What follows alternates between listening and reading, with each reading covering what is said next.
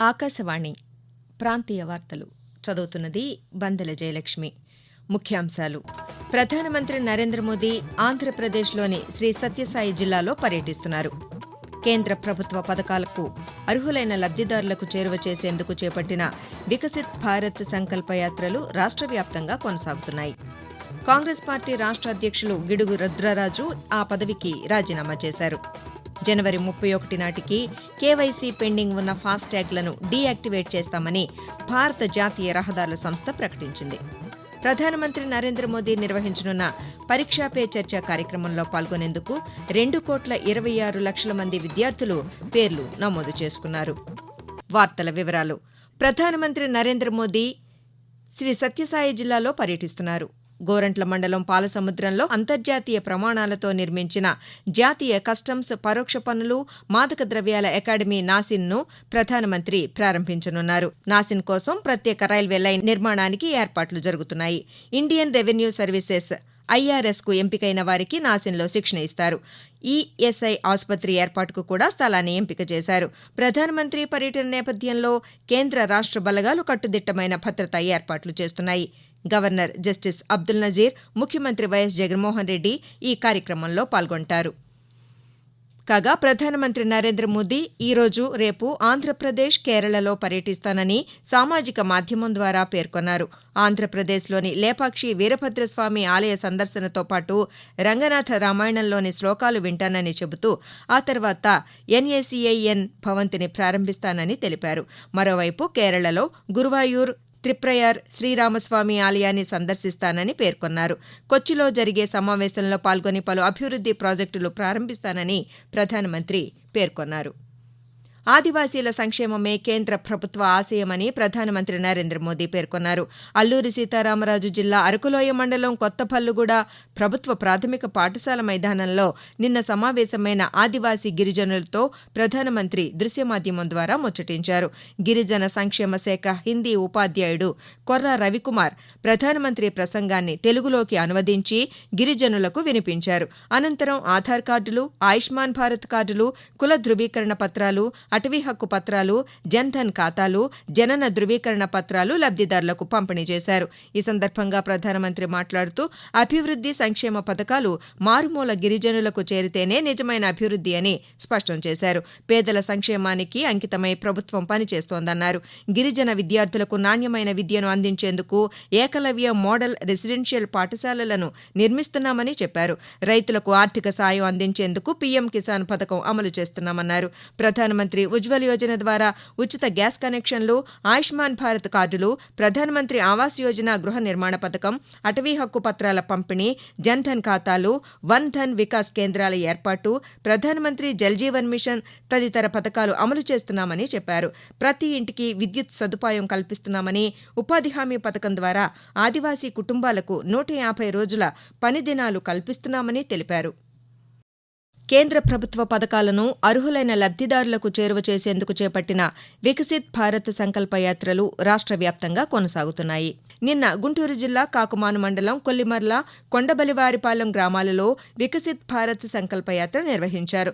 కేంద్ర ప్రభుత్వం అమలు చేస్తున్న సంక్షేమ పథకాల గురించి అధికారులు ప్రజలకు వివరించారు. పథకాలకు సంబంధించిన కరపత్రాలను పంపిణీ చేశారు. పలువురు లబ్దిదారులు తాము పొందిన లబ్ధిని ఆకాశవాణికి వివరించారు. ప్రధానమంత్రి మాతృవందన్ యోజన పథకం లబ్దిదారు దుర్గాభవాని ఈ సందర్భంగా మాట్లాడుతూ, నా పేరు మూల దుర్గాభవాని. నేను PMVY ప్రధానమంత్రి మాతృవందన పథకం ద్వారా నేను ప్రెగ్నెంట్ అయిన 3 నెలల లోపు రిజిస్ట్రేషన్ చేయించుకున్నాను. నాకు 2,000 పడినవి, తర్వాత ఒక 2,000 పడినవి. నేను డెలివరీ అయిన తర్వాత బేబీ పుట్టినాక వ్యాక్సినేషన్ వేశారు. తర్వాత 1,000 రూపాయలు పడినవి. నాకు ఈ పథకం ద్వారా మొత్తం 5,000 లబ్ధి పొందాను. ప్రధానమంత్రి మోదీకి నా వందనాలు. చిత్తూరు జిల్లా వ్యాప్తంగా వికసిత్ భారత్ సంకల్ప యాత్ర ప్రచార రథం పర్యటిస్తోంది. ఈరోజు చిత్తూరులో 11వ వార్డు గిరింపేటకు వికసిత్ భారత్ సంకల్ప యాత్ర ప్రచార రథం చేరుకుంది. కేంద్ర ప్రభుత్వ పథకాలను వివరించే కరపత్రాలను ప్రజలకు నగరపాలక సంస్థ అధికారులు అందజేశారు. అలాగే ఉచిత వైద్య శిబిరాన్ని నిర్వహించారు. ఎన్నికల్లో ఓటు హక్కును వినియోగంపై EVM డెమో మిషన్లపై ఏర్పాటు చేసి ప్రజలకు అవగాహన కల్పించారు. ఆకాశవాణి ప్రాంతీయ వార్తలు వింటున్నారు. కాంగ్రెస్ పార్టీ రాష్ట్ర అధ్యక్షుడు గిడుగు రుద్రరాజు ఆ పదవికి రాజీనామా చేశారు.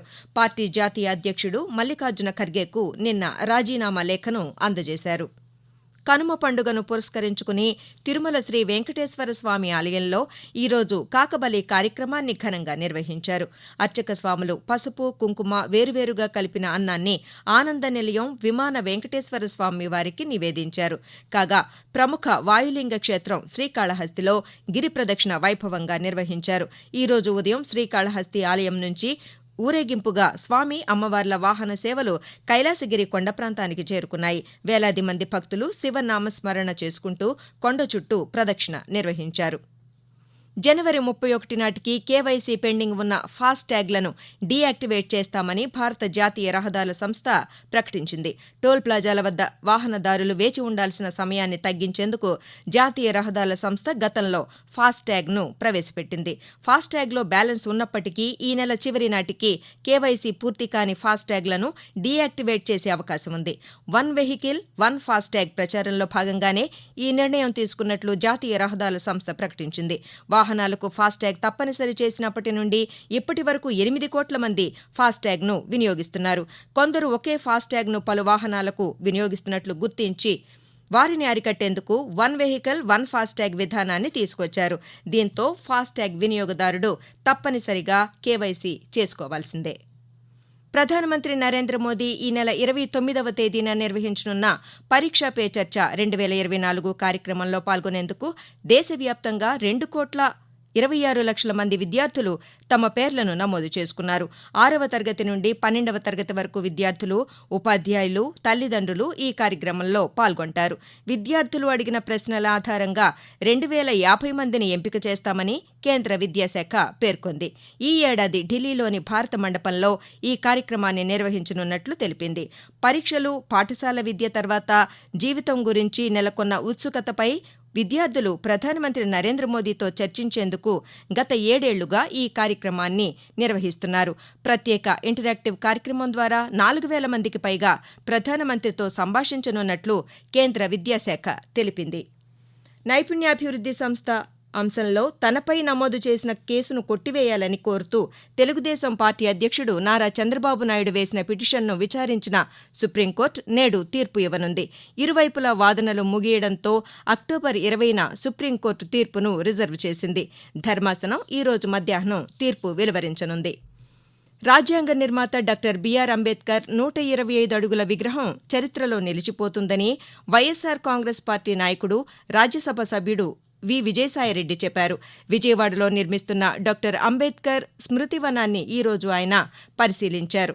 ఈ సందర్భంగా అంబేద్కర్ స్మృతివనాన్ని ఈ నెల 19వ తేదీన ముఖ్యమంత్రి వైఎస్ జగన్మోహన్ రెడ్డి ప్రారంభించనున్నారని ఆయన తెలిపారు. ప్రయాణికుల రద్దీని దృష్టిలో ఉంచుకుని ఈ నెల 18న కాకినాడ నుంచి సికింద్రాబాద్కు ప్రత్యేక రైలును నడపనున్నట్లు దక్షిణ మధ్య రైల్వే తెలిపింది. ఈ రైలు కాకినాడ టౌన్లో 18వ తేదీ రాత్రి 9 గంటలకు బయలుదేరి 19వ తేదీ ఉదయం 8:50 సికింద్రాబాద్కు చేరుకుంటుంది. ఉమ్మడి కృష్ణా జిల్లాలో విజయవాడ, కైకలూరు, గుడివాడ స్టేషన్లలో ఈ రైలు ఆగుతుంది. ఆకాశవాణి ప్రాంతీయ వార్తలు ముగించే ముందు ముఖ్యాంశాలు మరోసారి. ప్రధానమంత్రి నరేంద్ర మోదీ ఆంధ్రప్రదేశ్లోని శ్రీ సత్యసాయి జిల్లాలో పర్యటిస్తున్నారు. కేంద్ర ప్రభుత్వ పథకాలను అర్హులైన లబ్దిదారులకు చేరువ చేసేందుకు చేపట్టిన వికసిత్ భారత్ సంకల్ప యాత్రలు రాష్ట్ర వ్యాప్తంగా కొనసాగుతున్నాయి. కాంగ్రెస్ పార్టీ రాష్ట్ర అధ్యక్షుడు గిడుగు రుద్రరాజు ఆ పదవికి రాజీనామా చేశారు.